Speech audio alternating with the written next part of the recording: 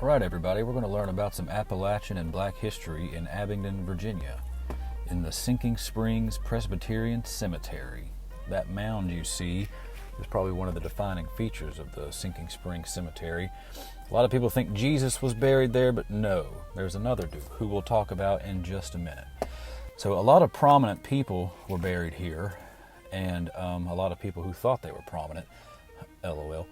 But something you should know about this cemetery, it's split into two sections, the black section and the white section, and we'll talk about both in depth in due time.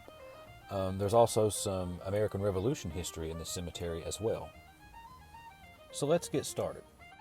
The cabin you see here dates all the way back to the American Revolution, and it was lived in by a man named Reverend Charles Cummings. He was known as Fightin' Parsons Cummings. As he fought people, he fought a lot of people. He didn't like the British, he didn't like people of the Church of England, he didn't like Indians, he didn't like a lot of people. He also didn't want to be part of Virginia, he wanted to be part of the state of Franklin. So anyways, one thing I like about this cemetery is all the beautiful gravestones. They're very old. They don't make them like they used to. As you can see in a lot of these very old headstones. That name there is Bradley, which is a common name in Abingdon even today. And also over here you've got, I couldn't read that one. Over here you've got Goebel, which I thought was fun. Right here is another really cool gravestone. It's probably my favorite gravestone in the cemetery. This is a specific gravestone for somebody who was in, Mr. Blackwell, who was in the Woodmen of the World fraternal organization. They provided headstones for their members that looked like tree stumps. They called them tree stones. Over here, these graves look like scrolls, and they belong to the Fugit family, who's still a family in Abingdon even today. And a lot of these gravestones look like they date back to the late 1800s, early 1900s. And behind the Fugits, we have a squared-off section dedicated to the McBrooms and Litchfields. And there's Mr. Hesse, who was a soldier in the Confederate Army. And also Martha Hughes and her daughter Lula Isabella Hughes. And it looks like on this plot the McBrooms are buried up front. And towards the back of the plot here there's some Litchfields, which I wonder if they're related to the Litchfields of the Litchfield Railroad. But right there you can see a little carving, or whatever you'd call it, sculpture, of a finger pointing upward, which is a common theme in this cemetery, and I'm sure it's common in other cemeteries too. But that dates back to the late 1800s, early 1900s. It was common in the Victorian era. Fun fact. A lot of these graves were from prior to the Civil War. There's also a lot of Masons buried in this cemetery. There's also a Masons Lodge in Abingdon, so I wonder if there's a connection there. This here is Mr. Charles Cummings' grave, Fightin' Parson Cummings. And then there's one of the former governors of Virginia, David Campbell. He had a plantation called Mount Calm in Abingdon. A lot of interesting history about the Campbells of Southwest Virginia. They were one of the first families to settle in Southwest Virginia. And there went another Mason's grave. But anyways, here's another very finely crafted gravestone from one of the Page family members. A nice verse from Psalm is carved in there. She was 24 when she passed away in 1897. And so here's the mound, which is like the defining feature of this cemetery.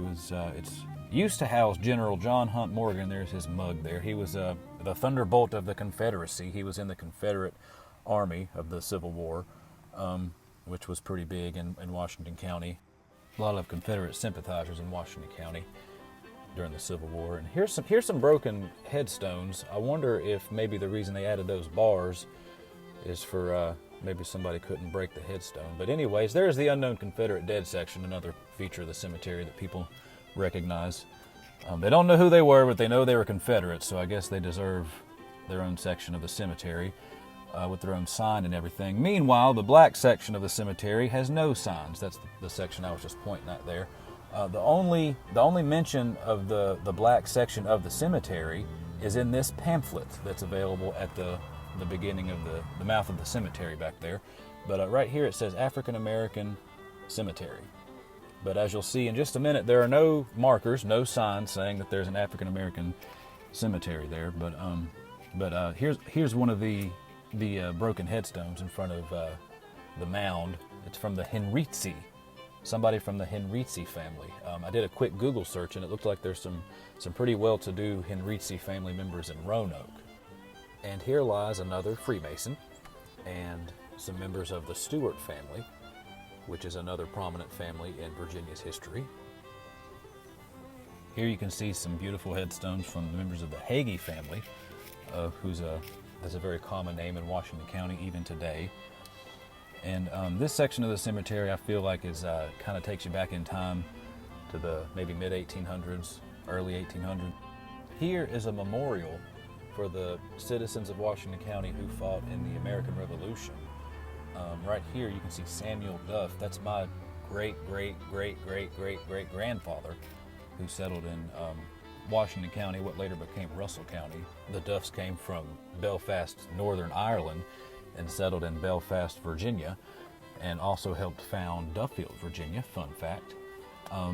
My ancestor Samuel Duff passed away at the Battle of Kings Mountain at age 17. But anyways, we're heading over to the black section of the cemetery. Notice there is no sidewalk. And again, there are no signs indicating that this is the black section of the cemetery. So I don't know, maybe I'll make a phone call to the mayor, Dwayne Anderson, who is currently the first black mayor of Abingdon, Virginia. So shout out to Mr. Anderson. He commissioned the section of road that I live on to be fixed because it flooded all the time, so I appreciate that. A lot of birthdays are prior to the Civil War, prior to emancipation, and a lot of them are after emancipation, and some of them are during Reconstruction. And I couldn't help but wonder as I'm walking through the cemetery how many of these people were born free and how many people were born enslaved, because there was a free black population in Abingdon, Virginia prior to the Civil War. But there we saw another finger pointing towards the sky on a headstone, which I noticed was a lot more common in the black section than it was in the white section. As you can see, there's another one on Mr. and Mrs. Howling. Looks like their gravestone had been repaired. And I noticed this one, Mary Jeffries. It says wife of R.B. Jeffries. His name was bigger than hers, and she was the one that died. But anyways, here's some members of the Good family who still live in Abingdon even today. Here's another few members of the Bird family, and it looks like these graves are pretty recent, even though looks like the deaths are at least 50, 60 years old. But this section of the cemetery is a lot more open, as you can see, a lot more open space, and it looks over the white section of the cemetery. But to me, it felt a lot more peaceful. Here we have some members of the Anderson family. It looks like this Mr. Anderson served in World War II. And as I mentioned, the current mayor of Abingdon is Dwayne Anderson. So these might be his ancestors. And it looks like this person was buried in 1991, which was the most recent gravestone that I saw. And here we see another Anderson, again with a finger pointing towards the sky. And more than likely, these Andersons are the ancestors of the Andersons who live in Abingdon today. And here we have members of the Pope family, Eldridge Pope and Rachel Pope, both of whom who were born before the Civil War and died after the Civil War. And I notice in this section of the cemetery there's a lot of December 25th birthdays, which makes me wonder if maybe they didn't know their actual birthday and they just chose December 25th. And here we have Aurelia Baker and her husband, Robert Henry Baker, who was a World War II veteran. A lot of veterans were in this cemetery. I noticed a lot of World War I, World War II, and one veteran I saw served in the Spanish-American War, which I thought was interesting. And I felt like this was a very calm, peaceful section of the cemetery, so I took a second to marvel upon it.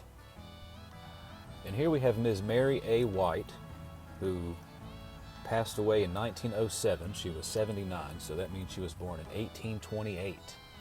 So she was already grown by the time emancipation came around. And again, I wonder, here's a Spanish-American War veteran, but again, I wonder if some of these people were born enslaved. Some of them were probably born free. Each one of them had a story to tell. And this gravestone I found interesting. It said the man, Mr. Campbell, was age 55 when he passed away, and the lady Campbell was age 18. I don't know if that was his daughter or wife, but they did things differently in the 19th century, I guess. But here's another World War I veteran.